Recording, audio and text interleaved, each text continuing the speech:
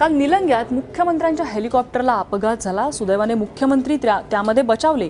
मात्र जेव्हा हे हेलिकॉप्टर खाली आलं त्यावेळी मुख्यमंत्र्यांना वाचवण्यासाठी खरं तर एक तरुण त्या हेलिकॉप्टरकडे धावत गेला आणि त्याने मुख्यमंत्र्यांना आणि त्यांच्या सहकाऱ्यांना हेलिकॉप्टरमधून सुखरूप बाहेर काढलं। हा तरुण कोण आहे त्याच्याशी बातचीत केली आमच्या प्रतिनिधींनी।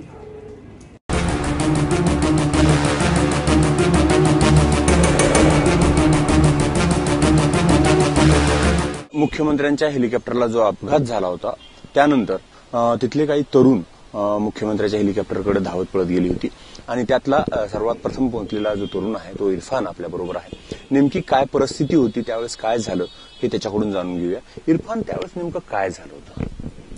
मी साहेब आल्यानंतर प्लेनमध्ये हेलिकॉप्टरमध्ये बसत असताना मी तिथून इकडे माझ्या दुकानाकडे आलो।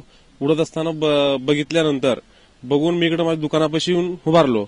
आता हे प्लेन उडणार आहे म्हणून मग उडत असताना मी इकडे दुकानात बसल्यानंतर थोडंसं एक प्लेन वरी आल्यानंतर असं थोडं फिरल्यानंतर एक वायरच्या मागे ते जे मागाला फॅन असतंय ते वायराला चिटकल्यानंतर थोडा आवाज झाला।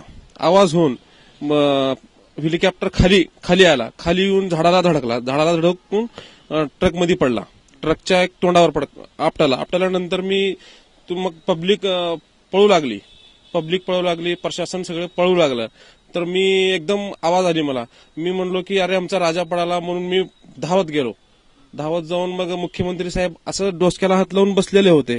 बसल्यानंतर साहेबांनी असं दरवाजा खोलायचा प्रयत्न केले। साहेबाला की दरवाजा गेलता। मग साहेबाचा दरवाजा मी वळून धरल्यानंतर ते दरवाजा निघाल्यानंतर साहेब म्हणले की मी ओके आहे, मी एकदम फिट आहे, माझ्या सहकार्याला बघा म्हणल्यावर मी साहेबाला थोडं पुढे घेऊन गेलो। पुढे घेऊन गेल्यानंतर माझे भाऊ आले अजून डबल। माझे भाऊ आणि मी ते लोकांना बाहेर काढले। मग तेव्हा साहेब एक मिनिटानंतर साहेबांनी असा हात वरी केल्यानंतर सगळं प्रशासन पळत आला। तोपर्यंत कोणी पोलीस प्रशासनातलं कोणी आलं नव्हतं का? काही कोणी आलं नव्हतं। फक्त आम्ही दोघं भाऊ होते। मी साहेबाला इकडे पुढे आणलो धरून। मग आमच्या भावाने ते चेतन पाटील काय होते ते त्यांच्या डोसक्याला मार लागलेला होता, त्यांच्या हाताला धरून मग त्यांना ते गाडीवर बसून तिकडे पाठवून दिल्यानंतर तर साहेबांनी असं हात केल्यानंतर सगळे प्रशासनचे लोक जवळ आले, मग त्यांना ताब्यात घेतले। ज्यावेळेस अपघातात तुम्ही एकदम सगळ्यात पहिल्यांदा तिथं पोहोचले होते, नेमकी काय परिस्थिती होती?